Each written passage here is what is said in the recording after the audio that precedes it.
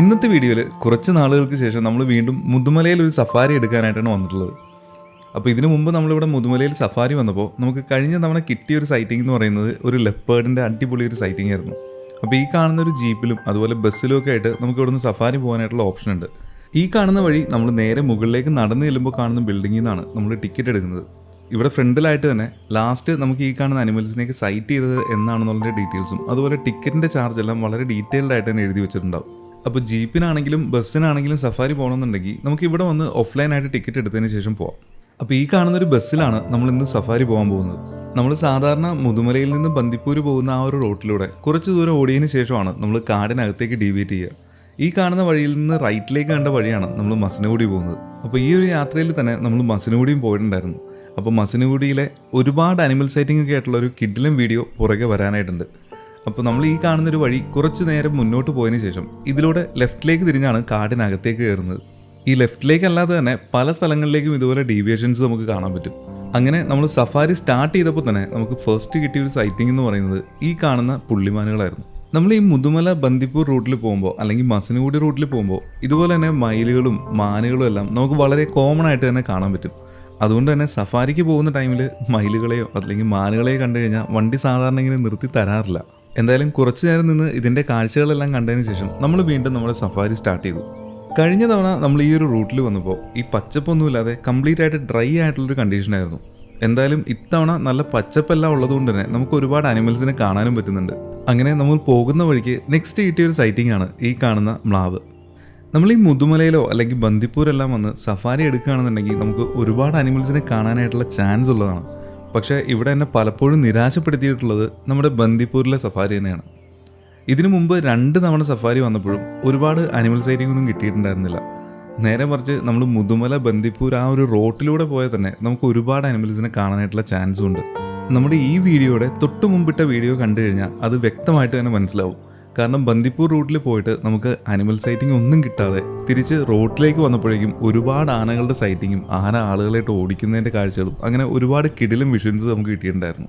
അപ്പോൾ ആ വീഡിയോ കാണാനായിട്ട് മിസ് ചെയ്ത ആരെങ്കിലും ഉണ്ടെങ്കിൽ അത് കാണാനായിട്ട് മറക്കണ്ട. എന്തായാലും ഇന്നത്തെ നമ്മുടെ ഈ ഒരു സഫാരിയിലെ ഒരു മെയിൻ ആയിട്ടുള്ള സൈറ്റിങ്ങിൻ്റെ കാഴ്ചയാണ് നമ്മൾ ഇനി കാണാൻ പോകുന്നത്.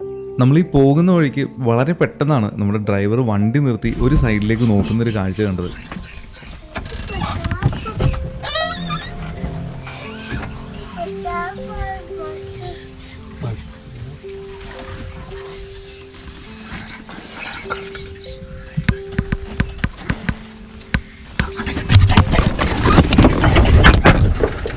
അങ്ങനെ നമ്മൾ വെയിറ്റ് ചെയ്ത് നിൽക്കുമ്പോഴാണ് നമ്മുടെ കണ്ണിന് മുന്നിലൂടെ തന്നെ ഒരു അടിപൊളി കടുവ ഇങ്ങനെ നടന്നു പോകുന്നത്. അപ്രതീക്ഷിതമായിട്ട് ഇങ്ങനൊരു കടുവയെ കണ്ടതുകൊണ്ട് തന്നെ വണ്ടിയിലുണ്ടായിരുന്ന ആളുകളെല്ലാവരും തന്നെ വളരെ എക്സൈറ്റഡ് ആയിരുന്നു. ആ എക്സൈറ്റ്മെൻറ്റിലുണ്ടായിരുന്ന 2 പേര് എൻ്റെ മുതുകത്ത് വന്ന് ചാരി നിന്ന് എന്നെ അനക്കുന്നതുകൊണ്ടാണ് എനിക്ക് വളരെ കൃത്യമായിട്ട് ഈ ഒരു വിഷ്വൽ പകർത്താൻ പറ്റാതിരുന്നത്. എന്തായാലും ഫോക്കസ് ചെയ്യാനോ അല്ലെങ്കിൽ സൂം ചെയ്ത് കറക്റ്റ് ലെൻസ് ഒന്ന് നേരെ പിടിക്കാൻ പോലും അവർ സമ്മതിക്കുന്നുണ്ടായിരുന്നില്ല. അതുപോലെ ഈ ഒരു കടുവയെ കണ്ടതിൻ്റെ ഒരു എക്സൈറ്റ്മെൻറ്റിൽ വണ്ടിയിലുണ്ടായിരുന്ന എല്ലാവരും റൈറ്റ് സൈഡിലേക്ക് പെട്ടെന്ന് വന്നതുകൊണ്ട് തന്നെ വണ്ടിയിൽ നല്ല രീതിയിൽ അനക്കം ഉണ്ടായിരുന്നു. ഈ കാരണങ്ങളെല്ലാം കൊണ്ടാണ് നമുക്ക് വ്യക്തമായിട്ട് വീഡിയോ എടുക്കാൻ പറ്റാതിരുന്നത്.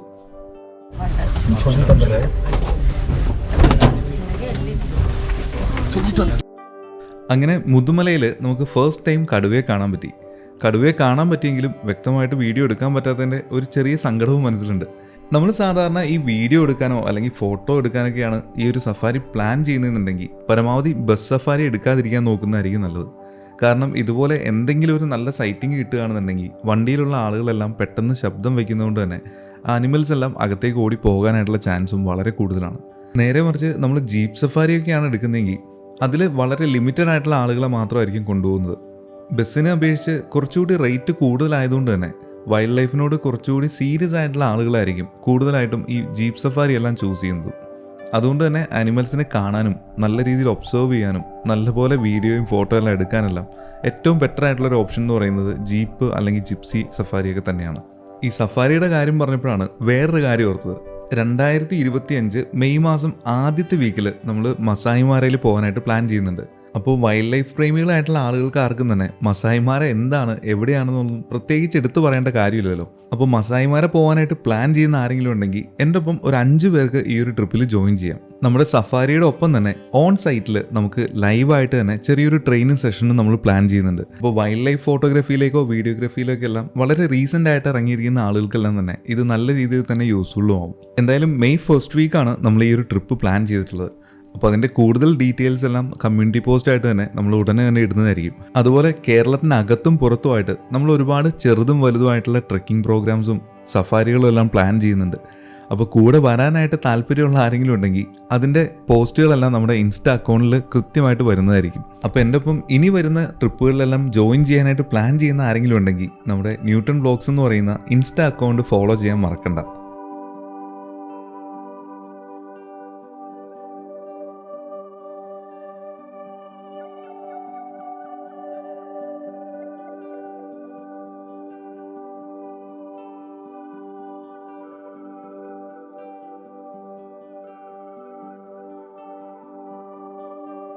നമ്മൾ ഇന്ന് ഈ ചൂസ് ചെയ്തിരിക്കുന്ന സഫാരിയിൽ ഒരാൾക്ക് വരുന്ന ഏകദേശ ചാർജ് എന്ന് പറയുന്നത് 350 രൂപയാണ്. അതുപോലെ നമ്മുടെ കയ്യിൽ ക്യാമറ ഉണ്ടെങ്കിൽ 53 രൂപയാണ് ക്യാമറയ്ക്ക് വരുന്ന ചാർജ്. നമ്മൾ സാധാരണ കർണാടകയിലേക്കാണ് സഫാരിക്ക് പോകുന്നതെന്നുണ്ടെങ്കിൽ ഒരു സഫാരിക്ക് തന്നെ ഏകദേശം ഒരു 1500 രൂപയോളം നമുക്ക് ക്യാമറയുടെ ചാർജായിട്ട് കൊടുക്കേണ്ടി വരും.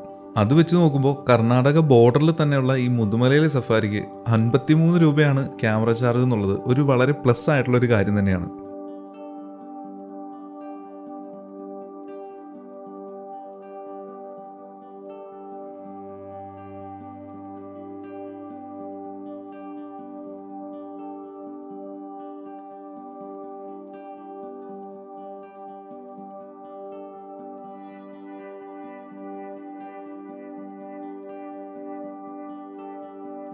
അങ്ങനെ നമ്മുടെ സഫാരിയുടെ ഇടയിലാണ് ഈ കാണുന്ന ഒരു സഫാരി ബസ് കണ്ടത്. അതിലെ ഡ്രൈവർ ഈ സൈഡിലേക്ക് തന്നെ പൊക്കോളൂ എന്നും പറഞ്ഞ് കൈവച്ച് കാണിച്ചതുകൊണ്ടാണ് നമ്മൾ ഈ ഒരു റൂട്ടിലേക്ക് കയറി വന്നത്. കാര്യം വേറൊന്നുമല്ല, ഈ നിൽക്കുന്ന ഒരു ആനക്കൂട്ടം അവിടെ ഉണ്ടായിരുന്നുകൊണ്ടാണ് ആ ഡ്രൈവർ സിഗ്നൽ തന്ന് നമ്മൾ ഇങ്ങോട്ടേക്ക് പറഞ്ഞു വിട്ടത്. എന്തായാലും ഇവിടെ എത്തിയപ്പോഴേക്കും വലുതും ചെറുതുമായിട്ട് നമുക്ക് ഒരുപാട് ആനകളെ കാണാൻ പറ്റി. ഈ ഒരു കൂട്ടത്തിൽ തന്നെ വളരെ ചെറിയ ഒരു കുട്ടിയുണ്ട്. അതിനെ കവർ ചെയ്താണ് ഇവർ ഈ നടക്കുന്നത്. എന്തായാലും കുറച്ചു നേരം വെയിറ്റ് ചെയ്ത് ആ ഒരു കുട്ടിയെ നമുക്ക് കാണാൻ പറ്റുമോ എന്നുള്ളത് നോക്കാം. നമ്മൾ ഈ ഒരു കൂട്ടത്തിൽ നോക്കിക്കഴിഞ്ഞാൽ ഒരു കുട്ടിക്കൊമ്പനെ നമുക്ക് കാണാൻ പറ്റും. ഈ ഒരു കുട്ടിക്കൊമ്പൻ ഈ ആനക്കൂട്ടത്തിൽ ഉണ്ടാവാനായിട്ട് സാധ്യതയുള്ള ഒരു ടൈം പീരീഡ് എന്ന് പറയുന്നത് അവന് ഏകദേശം ഒരു 15 വയസ്സാവുന്നവരെയാണ്. മെയിലായിട്ടുള്ള ആനകൾക്ക് 15 വയസ്സാകുമ്പോൾ മദം പൊട്ടുന്ന ആ ഒരു ടൈമാണ്. അതിൻ്റെ ആ ഒരു ഹോർമോൺ ചേഞ്ചും അതുപോലെ തന്നെ മെയ്റ്റിങ്ങിനൊക്കെ ആയിട്ടുള്ള ഒരു ടെൻഡൻസി ആ ഒരു ടൈമിൽ കൂടുതലായിരിക്കും. അതുകൊണ്ട് തന്നെ ഈ കൂട്ടത്തിലുള്ള പിടിയാനകളുമായിട്ട് മെയ്റ്റ് ചെയ്യാനായിട്ട് ഈ കൊമ്പൻ ശ്രമിക്കാനായിട്ടുള്ള ചാൻസ് വളരെ കൂടുതലാണ്. ആനകൾ ഇങ്ങനെ സോഷ്യലായിട്ട് ജീവിക്കുന്ന ഒരു ആനിമൽ ആണെങ്കിൽ കൂടി ഇവരുടെ കൂട്ടത്തിലുള്ള കൊമ്പനെ ഇവരുടെ കൂട്ടത്തിൽ തന്നെ മെയ്റ്റ് ചെയ്യാനായിട്ട് അനുവദിക്കാറില്ല. ഇതുകൊണ്ട് തന്നെയാണ് ഇവരുടെ കൂട്ടത്തിലുള്ള കൊമ്പന് എപ്പോഴാണോ ആദ്യമായിട്ട് മദം പൊട്ടുന്നത് ആ ഒരു ടൈമിൽ ഇവരുടെ കൂട്ടത്തിൽ നിന്ന് വേർപെടുത്തും. ഈ ഒരു കാരണം കൊണ്ടാണ് പല സ്ഥലങ്ങളിലും നമ്മൾ കൊമ്പന്മാരെ ഒറ്റയ്ക്ക് കാണാറുള്ളത്. ഈ കൊമ്പന്മാരല്ലാതെ പിടിയാനകളും ചില സന്ദർഭങ്ങളിലെല്ലാം നമ്മൾ ഒറ്റയ്ക്ക് കാണാറുണ്ട്. സാധാരണ ഈ പിടിയാനകളുടെ ഡെലിവറിയുടെ ആ ഒരു ടൈം ആകുമ്പോൾ മറ്റാനകൾ നടക്കുന്ന അതേ സ്പീഡിൽ തന്നെ അവർക്ക് ഫോളോ ചെയ്യാനായിട്ട് പറ്റാറില്ല. ഈ ഒരു കാരണം കൊണ്ടാണ് പിടിയാനകളെ പലപ്പോഴും നമ്മൾ ഒറ്റയ്ക്ക് കാണാറുള്ളത്. അങ്ങനെയാണെങ്കിൽ പോലും ഇവർ ആ ഒരു ഡെലിവറി കഴിഞ്ഞ് നെക്സ്റ്റ് ഡേ അല്ലെങ്കിൽ അന്ന് തന്നെ ഈ ഒരു ആനക്കൂട്ടത്തിലേക്ക് തന്നെ ചേരുകയും ചെയ്യും. പിന്നെ ആ കൂട്ടത്തിലുള്ള കുട്ടിയാനയുടെ സുരക്ഷ നോക്കുക എന്ന് പറയുന്നത് കൂട്ടത്തിലുള്ള എല്ലാ ആനകളുടെയും ജോലിയാണ്. നമ്മൾ ഈ കാണുന്നൊരു കൂട്ടത്തിൽ കുട്ടിക്കൊമ്പനുമുണ്ട്. ഈ കുട്ടിക്കൊമ്പൻ്റെ തൊട്ട് പുറകെ പോകുന്ന ഈ ഒരു ആനയുടെ തൊട്ട് പുറകിലായിട്ട് തന്നെ ഒരു ചെറിയ കുട്ടിയാനയും പോകുന്നുണ്ട്. എന്തായാലും ഇത്രയും വലിയൊരു ആന ഫാമിലിയുടെ കാഴ്ചകളെല്ലാം കണ്ടിരിക്കാനും ഒരു പ്രത്യേക രസം തന്നെയായിരുന്നു. എന്തായാലും ഒരുപാട് നേരം വണ്ടിയെല്ലാം അവിടെ നിർത്തി ഇതിൻ്റെ കാഴ്ചയെല്ലാം മതിയാവോളം കണ്ടതിന് ശേഷമാണ് നമ്മൾ മുന്നോട്ട് പോയത്.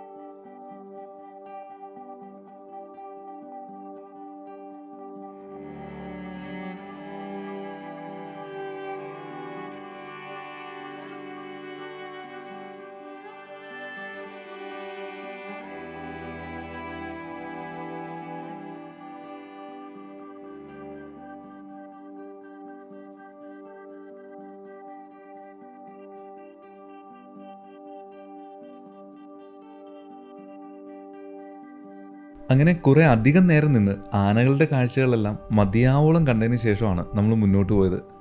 അങ്ങനെ പോകുന്ന വഴിക്ക് നമുക്ക് നെക്സ്റ്റ് കിട്ടിയ ഒരു സൈറ്റിംഗ് എന്ന് പറയുന്നത് ഗഡോൽഗഡിയനായിട്ടുള്ള ഒരു കാട്ടിയാണ്. കാട്ടിലെ മസിലളിയൻ എന്നൊക്കെ പറയാം.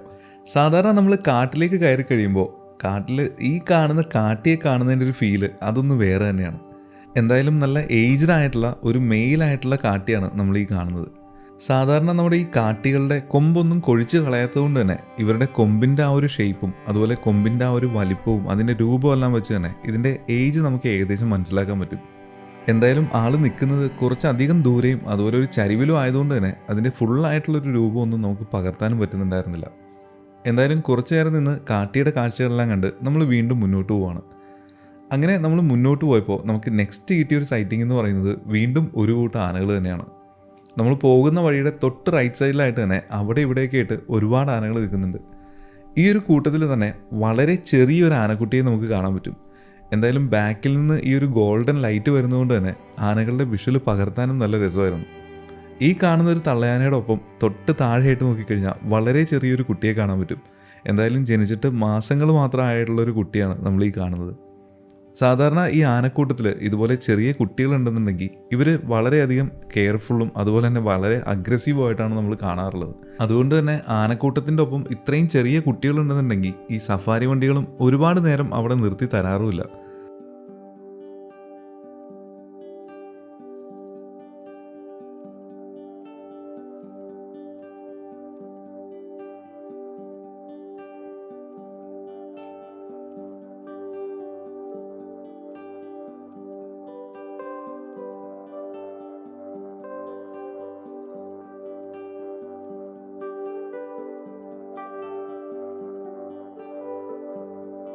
അങ്ങനെ കുറച്ച് നേരം നിന്ന് ആനക്കാഴ്ചകളെല്ലാം കണ്ടതിന് ശേഷമാണ് നമ്മൾ വീണ്ടും സഫാരി കണ്ടിന്യൂ ചെയ്തത്. അങ്ങനെ നമ്മൾ പോകുന്ന വഴിക്ക് നമുക്ക് നെക്സ്റ്റ് കിട്ടിയൊരു സൈറ്റിംഗ് എന്ന് പറയുന്നത് കുറച്ച് വെറൈറ്റി ആയിട്ടുള്ളൊരു സൈറ്റിംഗ് ആയിരുന്നു.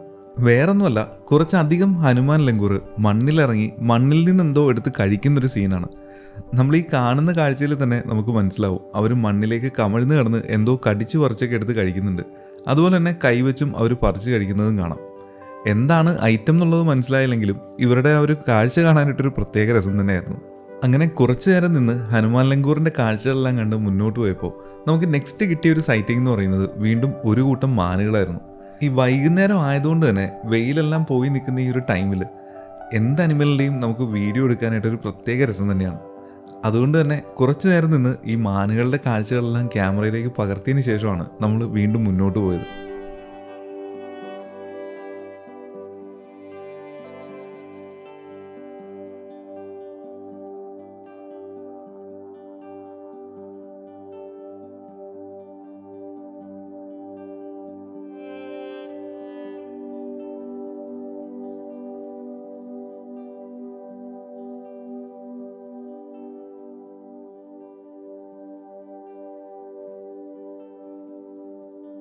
അങ്ങനെ മാനുകളുടെ കാഴ്ചയെല്ലാം കണ്ട് കുറച്ചുകൂടി മുന്നോട്ട് ചെന്നപ്പോഴാണ് ഈ നിൽക്കുന്ന ഒരു ആനയെ നമ്മൾ കണ്ടത്.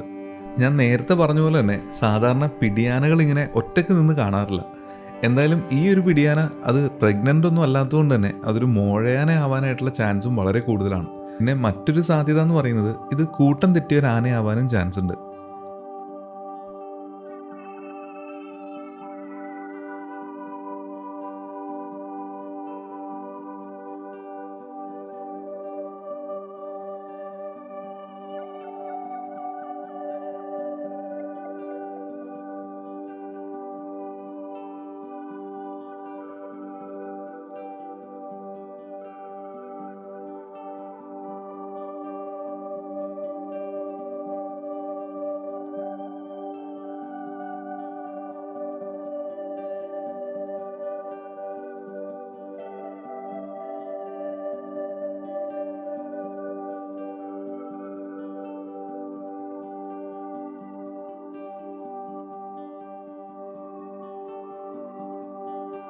അങ്ങനെ കുറച്ചു നേരം നിന്ന് ആനയുടെ കാഴ്ചകളെല്ലാം കണ്ട് നമ്മൾ വീണ്ടും സഫാരി കണ്ടിന്യൂ ചെയ്യണം. നമ്മൾ പോകുന്ന വഴിക്ക് നമുക്ക് നെക്സ്റ്റ് കിട്ടിയൊരു സൈറ്റിംഗ് എന്ന് പറയുന്നത് കുറച്ച് കാണാൻ ഭംഗിയുള്ളൊരു കാഴ്ച തന്നെയായിരുന്നു. വേറൊന്നുമല്ല, വളരെ കോമൺ ആയിട്ട് നമ്മളിവിടെ കാണുന്ന ഹനുമാൻ ലങ്കൂർ തന്നെയാണ്. പക്ഷേ ഈ ഒരു ലൈറ്റിങ്ങിൽ ആളിരിക്കുന്ന ആ ഒരു ഏരിയയും അതിൻ്റെ ഒരു ബാക്ക്ഗ്രൗണ്ടും എല്ലാം കാണാനൊരു പ്രത്യേക രസം തന്നെയായിരുന്നു. അതുകൊണ്ട് തന്നെ ഈ കാണുന്ന ഹനുമാൻ ലങ്കൂറിൻ്റെ നല്ല ഭംഗിയുള്ള കുറേ വിഷ്വൽസ് എല്ലാം എടുത്തതിന് ശേഷമാണ് നമ്മൾ യാത്ര കണ്ടിന്യൂ ചെയ്തത്.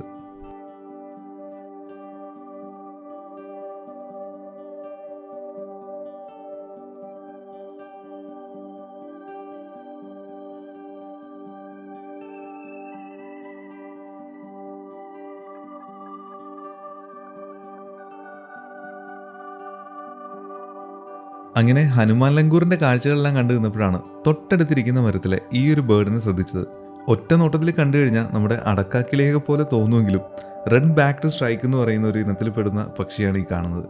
നമ്മൾ സാധാരണ സഫാരി എല്ലാം എടുക്കുന്ന ടൈമിൽ മെയിനായിട്ട് നമ്മൾ കോൺസെൻട്രേറ്റ് ചെയ്യുന്നത് വലിയ മൃഗങ്ങളെയും അതുപോലെ വലിയ പക്ഷികളെയൊക്കെ ആയതുകൊണ്ട് തന്നെ ഇതുപോലുള്ള ചെറിയ ബേർഡ്സിനെല്ലാം കണ്ടു കഴിഞ്ഞാൽ വണ്ടി നിർത്താനായിട്ടുള്ള ചാൻസ് വളരെ കുറവാണ്. പക്ഷേ ഇത് കുരങ്ങനെ എടുത്തുകൊണ്ടിരിക്കുന്ന ആ ഒരു ടൈമിൽ തന്നെ കണ്ടതുകൊണ്ടാണ് ഇതിൻ്റെയും വിഷ്വൽസ് നമുക്ക് കിട്ടിയത്.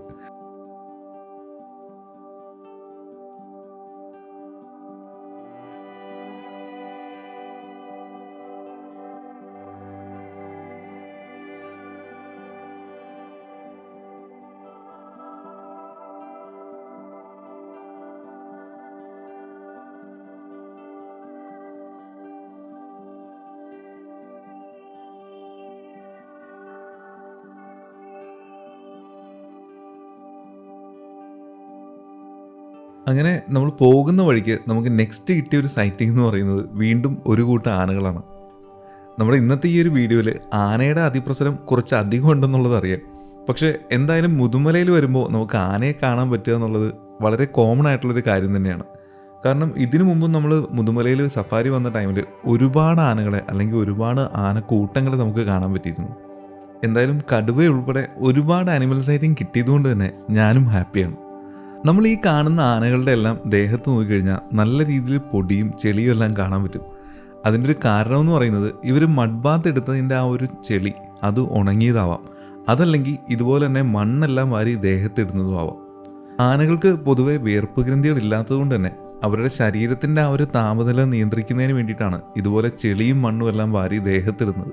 ഇതിനു മുമ്പ് പലതവണ നമുക്ക് ഈ ആനകൾ മഡ് ബാത്ത് ചെയ്യുന്നതിൻ്റെ വിഷ്വൽസ് എല്ലാം നല്ല ഭംഗിയായിട്ട് തന്നെ കിട്ടിയിട്ടുണ്ടായിരുന്നു. എന്തായാലും ഈ ആനകളുടെ മഡ് ബാത്ത് കാണാനായിട്ട് ഒരു പ്രത്യേക ഭംഗി തന്നെയാണ്.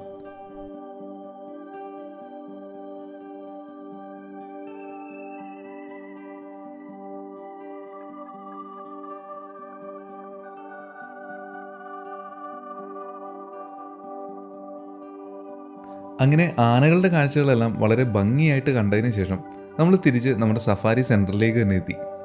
വൈകുന്നേരം ആയതുകൊണ്ട് തന്നെ ഇതിൻ്റെ നേരെ ഓപ്പോസിറ്റുള്ള എലഫൻറ്റ് ക്യാമ്പിൽ ഇപ്പോൾ എലഫൻറ്റ് ഫീഡിങ്ങിൻ്റെ ആ ഒരു ടൈമാണ്. നമ്മളിവിടെ സഫാരിക്ക് എടുക്കുന്ന അതേ ടിക്കറ്റ് വെച്ച് തന്നെ നമുക്ക് എലഫൻറ്റ് ക്യാമ്പിലേക്കും പോകാനായിട്ടുള്ള ഓപ്ഷൻ ഉണ്ട്. അങ്ങനെ സഫാരി സെൻറ്ററിലേക്ക് തിരിച്ചെത്തി ഇവിടെ നിന്ന് ബസ്സിൽ നിന്ന് ഇറങ്ങി നേരെ ഓപ്പോസിറ്റുള്ള എലഫൻറ്റ് ക്യാമ്പിലേക്ക് നടന്നു വേണം നമുക്ക് പോകാൻ. അപ്പോൾ ഈ കാണുന്നതാണ് നമ്മുടെ മുതുമല എലഫൻറ്റ് ക്യാമ്പ് എന്ന് പറയുന്നത്. ഈ ഒരു വഴി നേരെ അകത്തേക്ക് ചെല്ലുമ്പോൾ നമുക്ക് ഒരുപാട് ആനകൾ ഇവിടെ നിരന്ന് നിൽക്കുന്നത് കാണാൻ പറ്റും. ആനകൾ മാത്രമല്ല, ഈ ആനകൾക്ക് ഫുഡ് കൊടുക്കുന്നത് കാണാനായിട്ട് വന്നിരിക്കുന്ന ഒരുപാട് ആളുകളും ആ ഫുഡിൻ്റെ ബാക്കി കഴിക്കാനായിട്ട് വന്നിരിക്കുന്ന ഒരുപാട് മാനുകളും മയിലുകളും കുരങ്ങുകളും എല്ലാം നമുക്ക് ഈ ഒരു ഭാഗത്ത് കാണാം. ഈ കാണുന്നതാണ് ഇവിടെയുള്ള ആനകൾക്ക് കൊടുക്കാനായിട്ടുള്ള ഫുഡെല്ലാം സെറ്റ് ചെയ്ത് വെക്കുന്ന സ്ഥലം. ഈ ഫുഡ് മിക്സ് ചെയ്യുന്നതിൻ്റെ കാഴ്ചകളെല്ലാം നമ്മൾ കഴിഞ്ഞ തവണ വന്നപ്പോഴേക്കും കാണിച്ചിട്ടുണ്ടായിരുന്നു. നമ്മൾ ഈ കാണുന്ന മയിലുകളും അതുപോലെ ഈ ഭാഗത്ത് കാണുന്ന കുരങ്ങും മാനുകളും എല്ലാം വന്നിരിക്കുന്നത് ഇവിടെ ആനകൾക്ക് കൊടുക്കുന്ന ഫുഡിൽ നിന്ന് വേസ്റ്റ് വരുന്നതെല്ലാം കഴിക്കുന്നതിന് വേണ്ടിയാണ്. രാവിലെയും വൈകുന്നേരവുമായിട്ട് 2 തവണയാണ് ഇവിടെ എലഫൻറ്റ് ഫീഡിങ് നടക്കുന്നത്. അതുകൊണ്ട് തന്നെ രാവിലെയും വൈകുന്നേരവും നമ്മളിവിടെ വരികയാണെന്നുണ്ടെങ്കിൽ ഇതുപോലെ ഒരുപാട് ആനിമൽസിനെയും ബേർഡ്സിനെയും നമുക്ക് കാണാൻ പറ്റും. എന്തായാലും ഇവിടെ വന്ന് ഈ ഒരു കാഴ്ചയെല്ലാം കണ്ടു നിൽക്കുക എന്ന് പറയുന്നത് തന്നെ ഒരു പ്രത്യേക വൈബ് തന്നെയാണ്.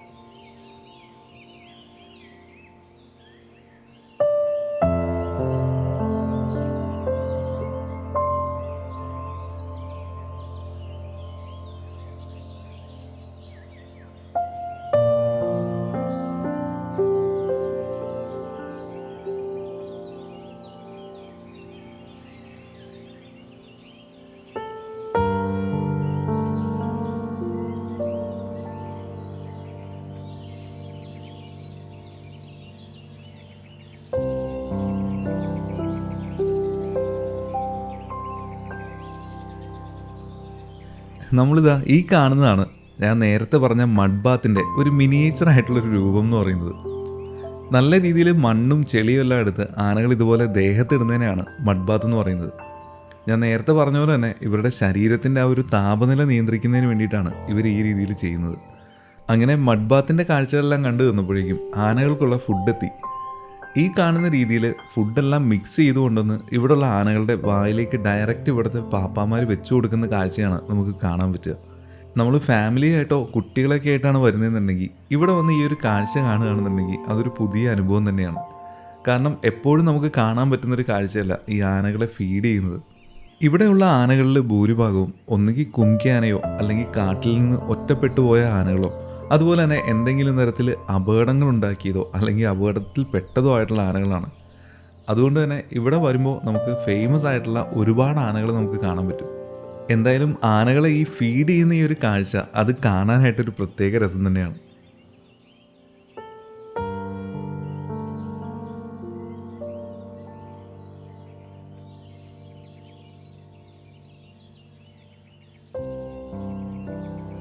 അങ്ങനെ എലഫൻറ്റ് ഫീഡിങ്ങിൻ്റെ കാഴ്ചകളെല്ലാം കണ്ടതിന് ശേഷം നമ്മളിനി നേരെ മസനഗുഡിയിലേക്കാണ് പോകുന്നത്. നേരം കുറച്ച് സന്ധ്യ ആയതുകൊണ്ട് തന്നെ മസനഗുഡിയിലേക്ക് പോകുന്ന വഴിക്കും നമുക്ക് ഒരുപാട് അനിമൽസിനെ കാണാനായിട്ടുള്ള ചാൻസും ഉണ്ട്. അങ്ങനെ മുതുമലയിൽ നിന്ന് നമ്മൾ നേരെ മസനഗുഡിയിലേക്കുള്ള റൂട്ടിലേക്കാണ് ഇപ്പോൾ പോയിക്കൊണ്ടിരിക്കുന്നത്. ഈ പോകുന്ന വഴിക്ക് തന്നെ വൈകുന്നേരങ്ങളിൽ പലപ്പോഴും നമുക്ക് ആനക്കൂട്ടങ്ങളെല്ലാം ഈ റോഡിൻ്റെ തൊട്ട് സൈഡിൽ തന്നെ കാണാറുണ്ട്. നമ്മുടെ കഴിഞ്ഞ വീഡിയോയിൽ ഇതുപോലെ റോഡിൻ്റെ സൈഡിൽ നിന്ന് ആനകളുടെ അടുത്ത് സെൽഫി എടുക്കാൻ പോയ ഒരാളെയാണ് ആന ഓടിച്ചിടുന്ന ഒരു അടിപൊളി വിഷ്വൽ നമുക്ക് കിട്ടിയത്. എന്തായാലും ആ വീഡിയോ കാണാത്ത ആരെങ്കിലും ഉണ്ടെങ്കിൽ അതിൻ്റെ ലിങ്ക് ഞാൻ ഈ ഒരു വീഡിയോയുടെ ഡിസ്ക്രിപ്ഷനിൽ കൊടുത്തിട്ടുണ്ട്. എന്തായാലും മസനഗുഡിയിലേക്ക് നമ്മൾ പോകുന്ന വഴിക്ക് തന്നെ നല്ല രീതിയിൽ ഇരുട്ടായി തുടങ്ങിയിട്ടുണ്ട്. അതുകൊണ്ട് തന്നെ പോകുന്ന വഴിക്ക് പല സ്ഥലങ്ങളിലും നമുക്ക് ആനിമൽസിനെ കാണാനായിട്ടുള്ള ചാൻസും വളരെ കൂടുതലാണ്. അങ്ങനെ ആനിമൽസിനെ നോക്കി നമ്മൾ മുന്നോട്ട് പോകുന്ന സമയത്ത് നമുക്ക് നെക്സ്റ്റ് കിട്ടിയ ഒരു സൈറ്റിംഗ് എന്ന് പറയുന്നത് ഒരു അടിപൊളി കൊമ്പനായിരുന്നു. കൊമ്പനെന്ന് പറഞ്ഞാൽ നല്ല ഒത്ത ഒരു കൊമ്പൻ. ആളുടെ കൊമ്പിൻ്റെ ആ ഒരു വലിപ്പം കണ്ടില്ലേ, താഴെ മുട്ടുന്ന രീതിയിലാണ് ആളുടെ കൊമ്പുകൾ നിൽക്കുന്നത്.